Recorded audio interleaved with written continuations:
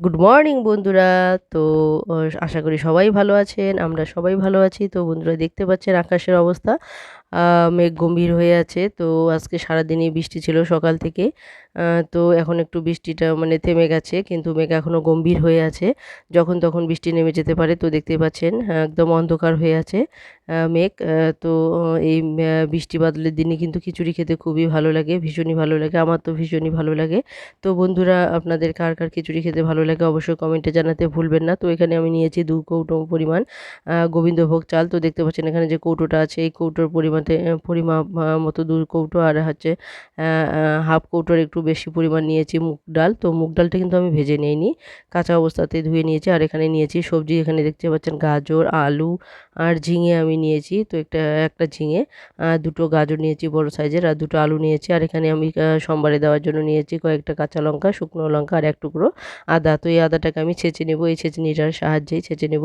আর এখানে আমি দেব পাঁচফোড়ন, হাফ চামচ পরিমাণ মতো। তো অবশ্যই আপনারা স্কিপ না করে সঙ্গে থেকে পুরো ভিডিওটা দেখবেন। তো বন্ধুরা দেখুন, এখানে কিন্তু আদাটাকে আমি ছেঁচে নিয়েছি। ছেঁচে নেওয়ার পর এখানে আমি মশলাগুলো রেডি করে নিয়েছি। এদিকে কড়াই বসিয়ে দিয়েছি, কড়াইটাও আমার পুরোপুরি গরম হয়ে গেছে। তো এখন আমি এখানে তেল দিয়ে দিব। তো বন্ধুরা দেখুন কত সুন্দরভাবে এই সামান্য পরিমাণ তেল দিয়ে কিন্তু একটা সুস্বাদু খিচুড়ি তৈরি হতে যাচ্ছে। তো এই খিচুড়িটা আপনারা সাধারণত নিরামিষের দিনে করে খেতে পারেন। সাধারণত নিরামিষ রান্নাই করব আমি আজকে। তো এটা ভোগেও আপনারা এইভাবে খিচুড়ি রান্না করতে পারেন, এটা কিন্তু খুবই সুস্বাদু হয়। তো অবশ্যই বলবো, যারা খিচুড়ি ভালোবাসেন তারা অবশ্যই এইভাবে একবার ট্রাই করে দেখবেন। খেতে কিন্তু খুবই সুস্বাদু হয়। আমার খিচুড়িটা কিন্তু খুবই সুস্বাদু হয়েছে। তো অবশ্যই স্কিপ না করে পুরো ভিডিওটা দেখবেন। তো বন্ধুরা দেখুন, এখানে কিন্তু আমি হাফ চামচ পরিমাণ দিয়ে দিলাম পাঁচফোড়ন।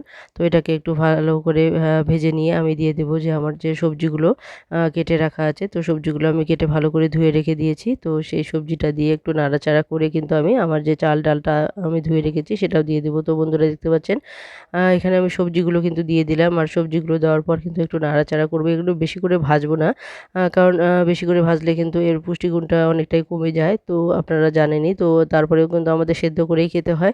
তো আমরা এটা সেদ্ধ করেই খাবো, কিন্তু এটাকে আমি বেশি করে ভাজবো না। তো দেখুন, এখানে আমার যে চাল ডালটা আছে, তো চাল ডালটাও কিন্তু আমি দিয়ে দিলাম। তো এখানে সবজিটা আমি কিন্তু না ভেজেই চাল ডালটা দিয়ে দিলাম, আর চাল ডালের সঙ্গেই কিন্তু আমি সবজিটা এখানে ভেজে নেব। তো এটা এই খিচুড়িটা কিন্তু খুবই সুস্বাদু হয়েছিল। তো আপনারা অবশ্যই চাইলে এইভাবে খিচুড়ি রান্না করে খেয়ে নিতে পারেন ঝটপট। তো বন্ধুরা দেখুন, এই খিচুড়িটা কিন্তু খুবই লোভনীয় হয়েছে। তো অবশ্যই বলবো আপনারা সঙ্গে থেকে স্কিপ না করে পুরো ভিডিওটা দেখার চেষ্টা করবেন। তো বন্ধুরা দেখুন, এদিকে কিন্তু আমি একটা সসপ্যানের মধ্যে, তো এটাকে আমরা সসপ্যান বলি বা গামলা বলি, যাই বলি না কেন, তো আপনারা যাই বলুন। তো আমি সেই একটা গামলার মধ্যে জল বসিয়ে দিয়েছি। তো এখানে আমি দিয়ে দিলাম স্বাদ মতো 1 চামচ পরিমাণ মতো আমি দিয়ে দিলাম লবণ, কারণ আমার যে পরিমাণ চাল ডাল আছে সেই আন্দাজে কিন্তু আমি এখানে লবণটা দিয়ে দিলাম। তো আপনারা আপনাদের স্বাদ মতো পরিমাণ মতো দিয়ে দিবেন। আর এখানে 1 চামচ পরিমাণ দিয়ে দিলাম আমি জিরা গুঁড়ো। তো এই জিরা গুঁড়োটা আর লবণ দেওয়ার পর এটাকে আমি ভালো করে একটু ভেজে নেব। তো সবজি আর চাল ডালটা কিন্তু একসঙ্গে আমি ভেজে নেব। তো বন্ধুরা অবশ্যই আপনারা যদি এইভাবে রেসিপিটা তৈরি করেন তাহলে দেখবেন আপনাদেরও খেতে খুবই ভালো লাগবে। তো অনেকেই আছেন যারা খিচুড়ি ভালোবাসেন, কিন্তু একটু ঝাল মশলা দিয়ে হয়তো খেতে পছন্দ করেন। আমি বলবো এইভাবে যদি আপনারা সিম্পলভাবে রান্না করেন তাহলে আপনাদেরও কিন্তু খেতে খুবই ভালো লাগবে। তো বন্ধুরা দেখুন, এখানে কিন্তু চাল আর ডালটা যে আছে সেটা কিন্তু মোটামুটি অনেকটাই ভাজা হয়ে গেছে। সবজিগুলো কিন্তু এর সঙ্গে সঙ্গে ভাজা হয়ে গেছে। তো আলাদা করে আমি সবজিগুলোকে কিন্তু আর ভেজে নেইনি। তো এটা কিন্তু বাচ্চাদের পক্ষে খুবই উপকারী একটা খিচুড়ি। তো এটা সাধারণত আমরা বাচ্চাদেরকেও কিন্তু খাওয়াতে পারি, এরকম করে সবজি দিয়ে যদি এভাবে নর্মালি রান্না করা যায়।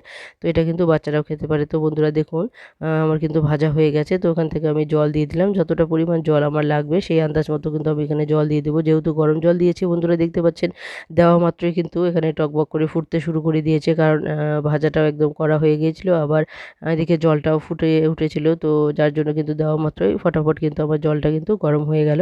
তো এতে করে কি হলো, সময়ও বেঁচে গেল, আবার রান্নাটাও কিন্তু খুব তাড়াতাড়ি হয়ে যাবে। যেহেতু গোবিন্দভোগ চালের খিচুড়ি, তো এটা কিন্তু হতে বেশি সময় লাগবে না। তো বন্ধুরা অবশ্যই বলবো এভাবে অবশ্যই আপনারা ট্রাই করে দেখুন। তো দেখুন এখানে কিন্তু অনেকটা পরিমাণ জল আছে। তো এখন আমি এদিকে রেডি করে নিব আমার হলুদ। তো এখানে আমি দিয়ে দিচ্ছি আমার যে খিচুড়িটা আছে, তো সেই আন্দাজ মতো এখানে আমি হলুদ নিয়ে নিলাম। তো দেখতে পাচ্ছেন এখানে ১ চামচ আর ১ চামচের একটু হাফেরও একটু কম আমি কিন্তু হলুদ নিয়ে নিলাম। তো এগুলো আমি জলে গুলে নিব এখন। তো এখানে যে আমার জলটা গরম করা আছে, তো সেই গরম জলের মধ্যে কিন্তু এখানে আমি যে হলুদটা আছে সেটা গুলে নেব। কারণ যে হলুদটা যদি গুলে দেওয়া যায় তাহলে খিচুড়িতে কিন্তু সহজে মিশে যায় আর কালারটাও কিন্তু খুব সুন্দর আসে। তো আপনারা অবশ্যই যে আপনাদের পরিমাণ মতো মানে যেরকম কালার আপনারা পছন্দ করেন তো সেই কালার অনুযায়ী কিন্তু হলুদ দিয়ে দিবেন। তো বন্ধুরা দেখুন এখানে কিন্তু যেহেতু গরম জল, তো গোবিন্দভোগ চাল কিন্তু দেখুন তাড়াতাড়ি কিন্তু প্রায় মোটামুটি অর্ধেক সিদ্ধ হয়ে গিয়েছে। তো এটা কিন্তু সিদ্ধ হতে বেশি সময় লাগবে না। আর ডালটাও তো যেহেতু আমি চালের সঙ্গে ভিজিয়ে নিয়েছি, আর ডালটা যেহেতু আমি ভেজে নেইনি, তো এটাও কিন্তু তাড়াতাড়ি সেদ্ধ হয়ে যাবে, চালের সঙ্গে কিন্তু তাড়াতাড়ি সেদ্ধ হয়ে যাবে। তো সবজিগুলো তো সেদ্ধ হয়েই গেছে প্রায়। তো বন্ধুরা এখানে যে দেখতে পাচ্ছেন এখানে চাল আর ডালটা মোটামুটি আমার সেদ্ধ হয়ে এসেছে। এখন কিন্তু যে হলুদটা আমি রেডি করে নিয়েছি, সেই হলুদটাও কিন্তু এখানে আমি দিয়ে দিব। তো বন্ধুরা দেখতে পাচ্ছেন অনেকটাই ফুটে উঠেছে এখন।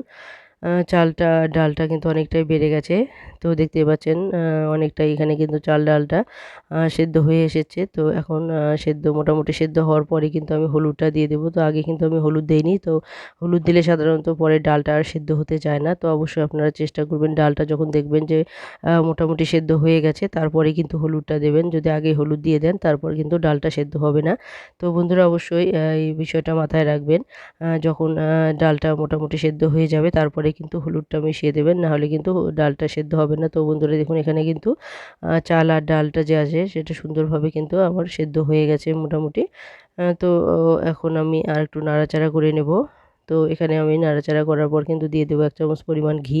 আর এই ঘিটা কিন্তু এর স্বাদটাকে দ্বিগুণ বাড়িয়ে তুলবে। তো বন্ধুরা যেহেতু এটা বাচ্চারাও খাবে, তো এখানে আমি ১ চামচ পরিমাণ দিয়ে দিলাম চিনি। তো আপনারা অপশনাল, তো চিনি আপনারা দিলেও দিতে পারেন, আবার না দিলেও কোনো ক্ষতি নেই। তো আপনারা চিনিটা যদি ইচ্ছা হয় তো দেবেন, না হলে দেবেন না। কিন্তু আমি বলব যদি চিনি দিয়ে রান্না করা যায় তাহলে চিনি দেওয়ার পরে কিন্তু এই খিচুড়িটার একটা আলাদা রকমই স্বাদ আসে।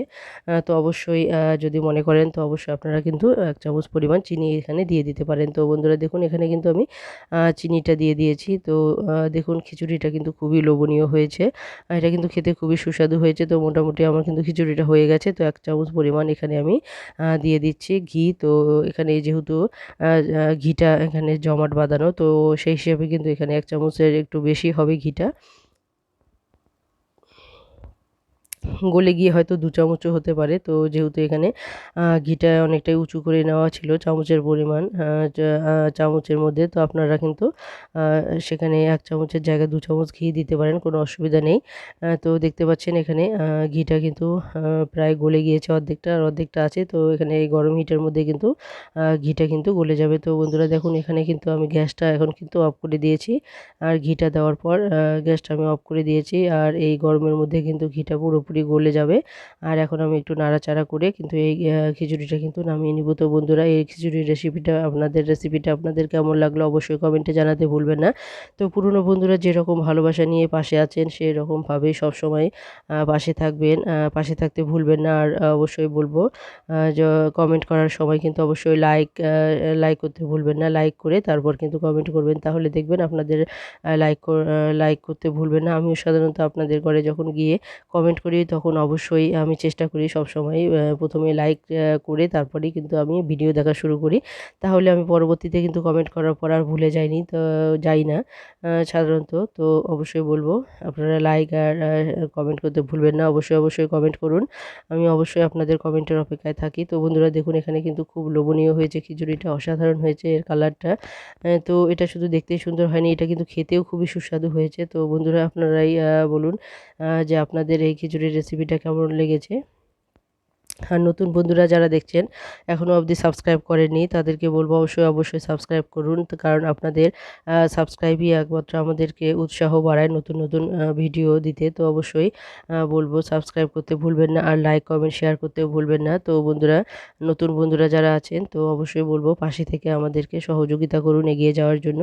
তো বন্ধুরা দেখুন এখানে কিন্তু খিচুড়িটা পুরোপুরি রেডি, আমি এখন নামিয়ে নিয়েছি।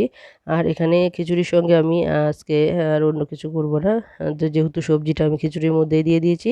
তো এখন আমি এখানে কয়েকটা আলু কেটে নিয়েছি আর এখানে আলুটা আমি ভেজে নেব। তো বন্ধুরা দেখতে পাচ্ছেন এখানে কড়াইয়ের মধ্যে অনেকটা পরিমাণ তেল দেওয়া আছে।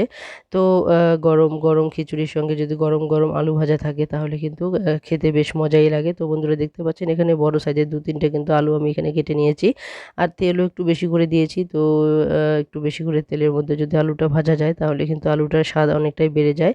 তো এখানে দিয়ে দিচ্ছি আমি স্বাদ মতো লবণ। তো লবণ দেওয়ার পর কিন্তু আলুটাকে আমি ঢেকে দেব 2-3 মিনিটের জন্য। তো এতে কিন্তু আলুটা মোটামুটি সেদ্ধ হয়ে আসবে।